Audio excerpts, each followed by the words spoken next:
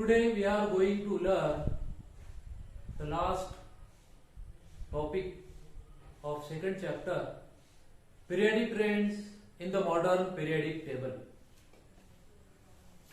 Periodic trends.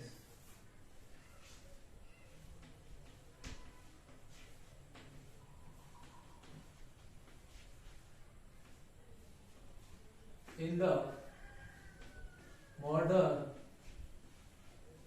periodic table.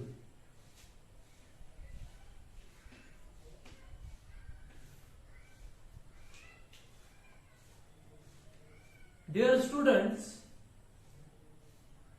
we have learned different methods of classification, and in the last period we have learned about Moseley's periodic table, that is long form of periodic table.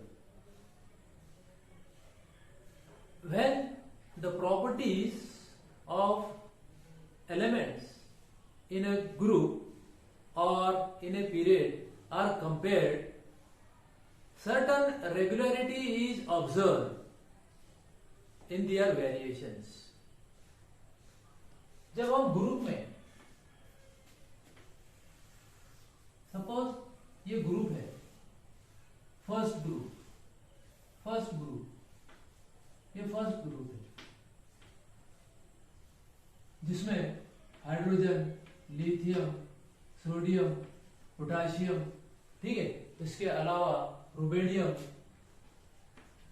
Caesium और francium, ये elements है. इसका atomic number 1, 3, lithium का ये 11 और इसका 19 और 37 rubidium का, और इसका है 55 और फ्रांसियम का है 87. राइट, ये ग्रुप है. जब हम इन एलिमेंट्स के प्रॉपर्टीज को कंपेयर करेंगे तो एक रेगुलरिटी हमको नजर आती है उनके वेरिएशन में. फॉर एग्जांपल, ये सोडियम से फ्रांसियम तक सब मेटल है, लेकिन मेटेलिक कैरेक्टर धीरे धीरे बढ़ता जाएगा, ये रेगुलरिटी. और वेरिएशन क्या है कि थोड़ा सा फर्क है मेटेलिक कैरेक्टर में, ग्रेडेशन हो रहा है. और अगर हम पीरियड की बात करें तो हम लेंगे पीरियड, सेकंड पीरियड लेंगे, सेकंड,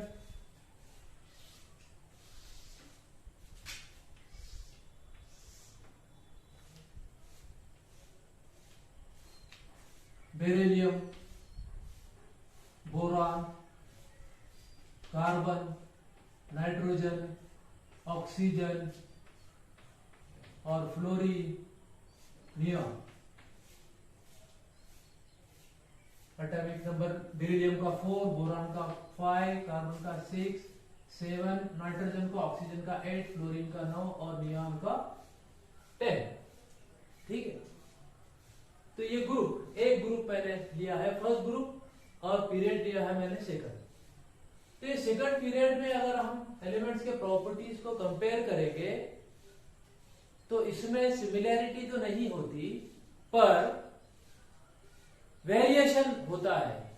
और ये वेरिएशन में भी कोई एक रेगुलरिटी होती है ना, कि वेरिएशन तो है उसमें, लेकिन उसमें भी एक रेगुलरिटी है. तो हम देखेंगे कि किस तरह जो है उनके प्रॉपर्टीज को हम कंपेयर करने के बाद कौन सी रेगुलरिटी हमको नजर आएगी. ठीक है,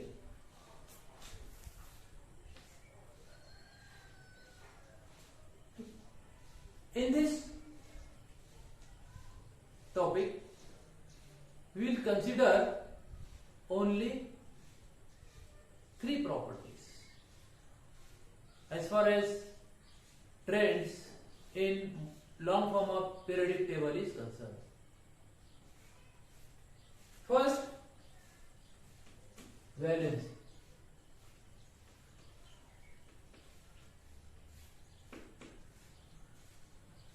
वैलेंसी, इसको तो हम इससे पहले भी पढ़ चुके हैं. Valency, it is determined by valence electrons. Valence is determined by valence electrons. Electrons present in the outermost shell. The elements present in the first group have one valence electron, one electron in their outermost shell. Therefore, their valency will be same. That is 1. और अगर group 2 में अगर हम देखें, the elements present in the second group have 2 electrons in their outermost shell. So, their valency will be 2. और सबकी valency 2 होगी group number 2 में.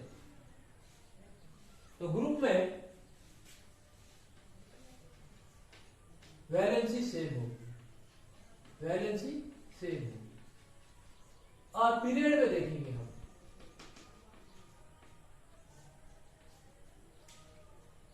अगर हम ये सेकंड पीरियड लेंगे, in a period as we move from left to right, atomic number increases by 1. 3, 4, 5, 6, 7, 8, 9, 10. Atomic number एक एक बढ़ रहा है. Therefore, number of electrons in outermost shell also increases by 1. इसलिए number of electrons outermost shell में भी एक एक एक बढ़ रहे हैं. अगर हम इलेक्ट्रॉनिक कॉन्फ़िगरेशन लिखकर अगर हम उसकी वैलेंसी मालूम करना चाहें, तो देखिए वैलेंसी में क्या फर्क होता है. लिथियम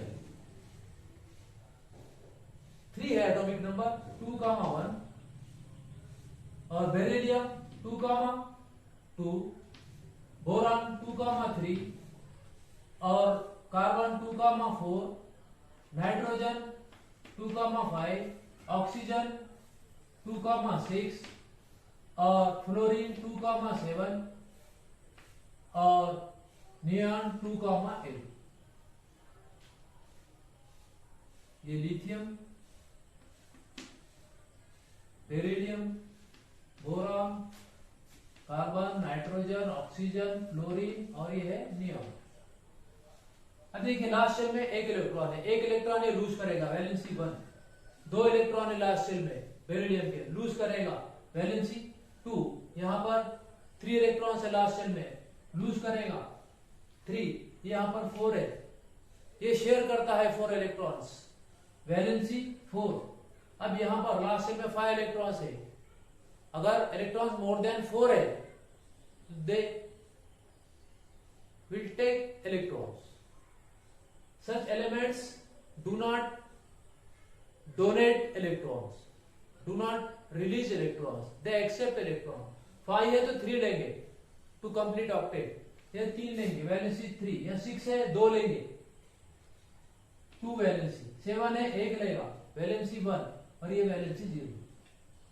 तो वेरिएशन तो है वैलेंसी में, पीरियड में, लेकिन देखिए एक रेगुलरिटी है. क्या है रेगुलरिटी?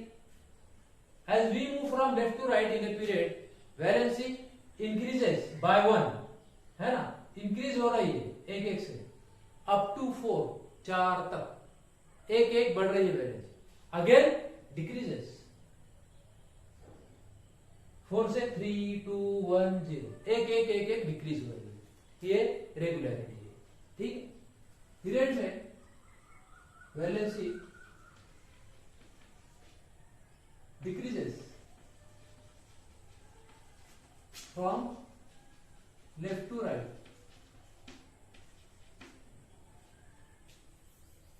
increases, पहले इंक्रीज हो रही है, valency increases from left to right by 1 up to 4. Again decreases, again decreases from 4 to 0, है ना. फिर वो 4 से 0 तक फिर कम हो रही है. तो ये है वैलेंसी, वैलेंसी प्रॉपर्टी का ट्रेंड ग्रुप और पीरियड में. अब हम देखेंगे atomic size. atomic size.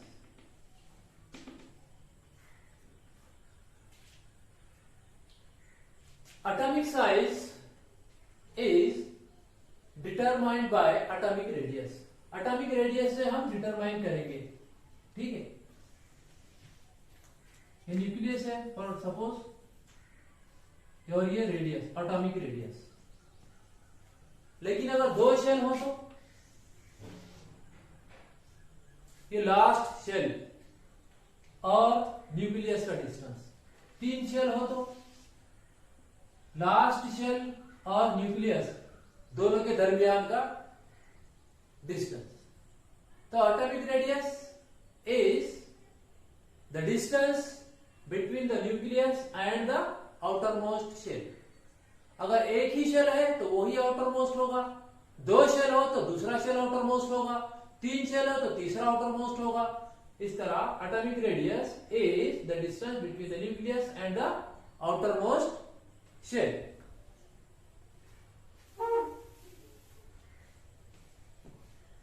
So atomic size is determined by atomic radius, and atomic radius is the distance between the nucleus and the outermost shell. अब हम देखेंगे atomic size group में और पीरियड में। पहले ग्रुप में देखेंगे, ग्रुप में as we move from top to bottom, जैसे जैसे हम ऊपर से नीचे आएंगे atomic number jumps, atomic number बहुत ज्यादा बढ़ता है, 1, 3, 11, 19, 37, 55, 87। एटॉमिक नंबर एक एक नहीं बढ़ा, atomic number does not increases by 1 but jump होता है, बहुत ज्यादा बढ़ता है atomic number. Therefore newer shells are added to accommodate electrons. Electron को अकोमोडेट करने के लिए, ऑक्यूपाई करने के लिए शेल्स बढ़ते हैं। फर्स्ट पीरियड में एक शेल है तो दूसरे पीरियड में और एक शेल होता है, दो शेल होते हैं, तीसरे पीरियड में 3 शेल होते हैं और चौथे पीरियड में 4 शेल होते हैं। इस तरह जो है शेल्स बढ़ते रहते हैं। तो obviously the distance between the nucleus and the outermost shell increases, hence atomic radius increases. That's why atomic size also increases. Atomic size increases down the group.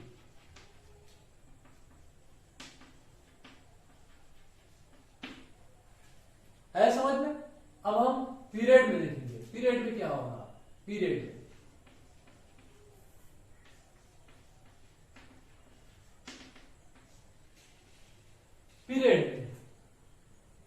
as we move from left to right in a period, atomic number increases by 1,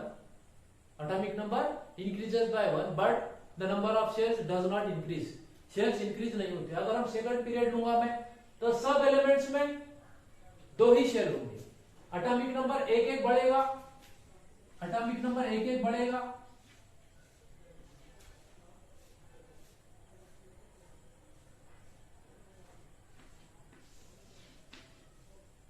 दो एक lithium का electronic configuration,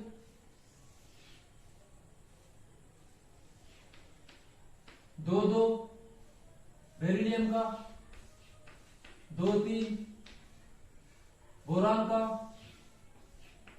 2-4 carbon का, 2-5 nitrogen का, 2-6 oxygen का, 2-7 fluorine का और 2-8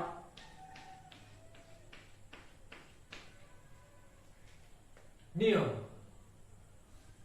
ये second period है ना, सेकंड पीरियड के एलिमेंट्स का, एटम्स का मैंने यहां पर डायग्राम जो है ड्रॉ किया है इलेक्ट्रॉनिक कॉन्फ़िगरेशन के साथ।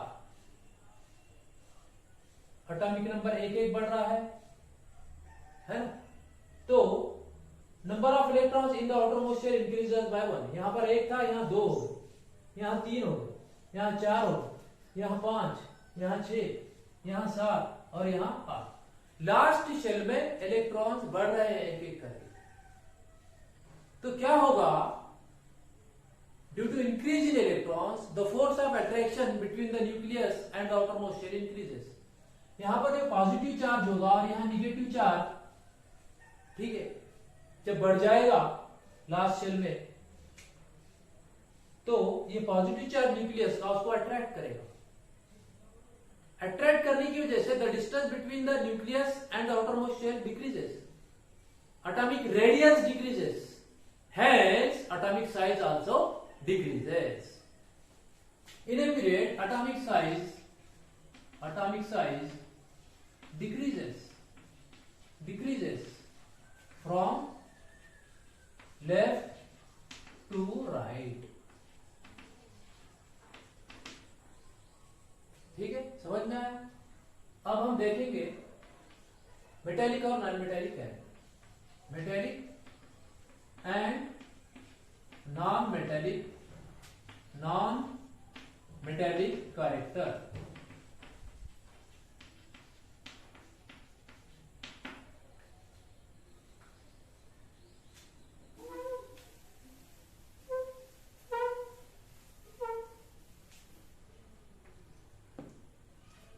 मेटेलिक कैरेक्टर, मेटल्स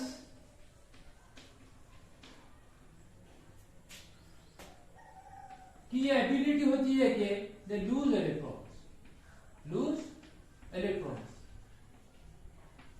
इलेक्ट्रॉन्स को लूज करते हैं।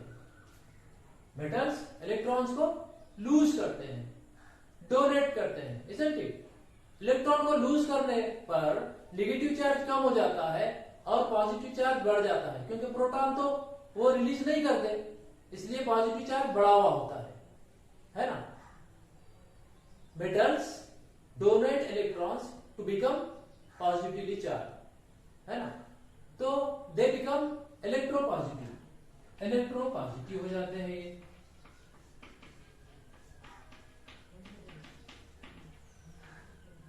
And what about non-metals? ये non-metals हैं,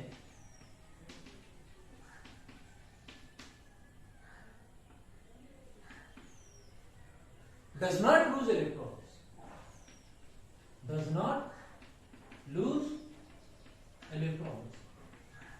इलेक्ट्रॉन्स को लूज नहीं करते, गेन इलेक्ट्रॉन्स, या हम बोलेंगे गेन करते हैं।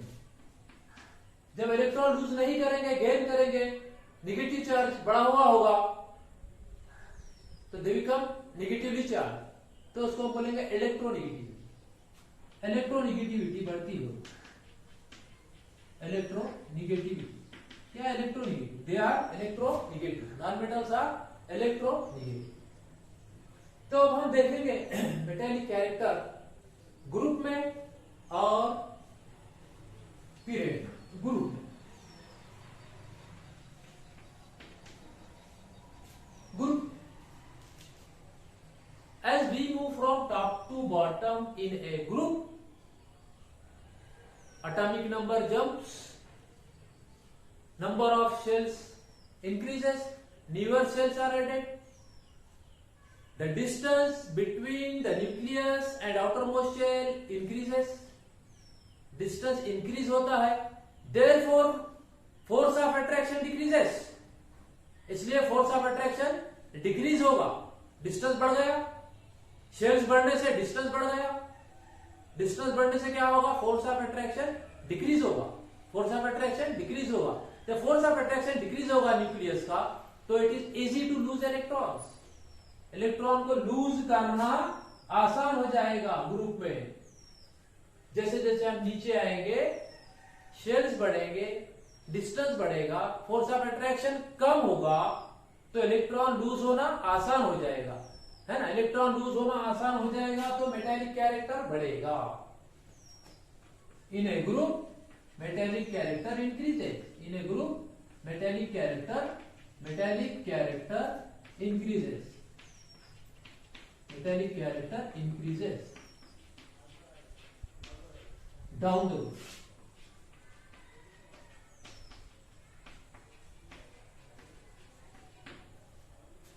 यानी कि इलेक्ट्रोपॉजिटिविटी बढ़ रही है, मेटेलिक कैरेक्टर बढ़ रहा है ग्रुप में, और conversely non metallic character decreases, non metallic character decrease हो रहा है, हम ऐसा भी कह सकते हैं, राइट। अब हम पीरियड में देखेंगे, period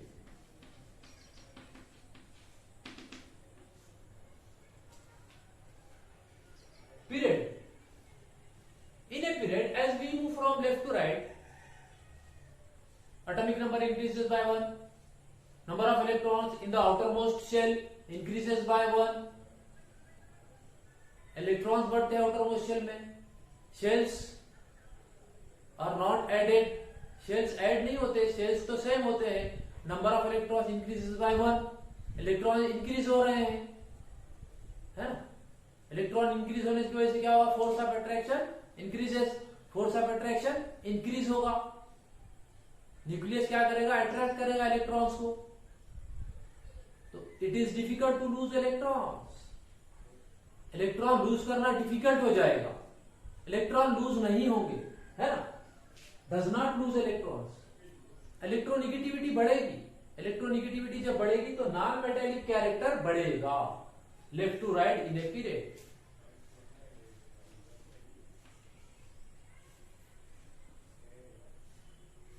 non-metallic character, non-metallic character, non-metallic character increases from left to right. Non metallic character increase हो रहा है यानी मेटेलिक कैरेक्टर डिक्रीज हो रहा है पीरियड में, लेफ्ट टू राइट, ठीक है, समझ में आया। अब हम लास्ट जो है थोड़ा सा जो है पार्ट है इस चैप्टर का, उसको देखेंगे और उसके बाद ये चैप्टर जो है हम फिनिश करेंगे। इस चैप्टर के लास्ट में आपको हैलोजन ग्रुप के बारे में दिया हुआ है, हैलोजन ग्रुप, हैलोजन ग्रुप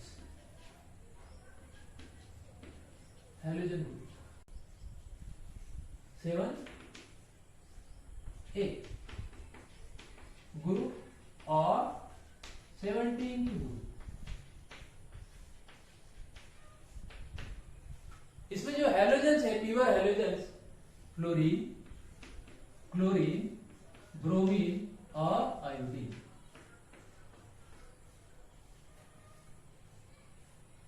इनका जनरल फार्मूला हैलोजन का X2 है, जनरल फार्मूला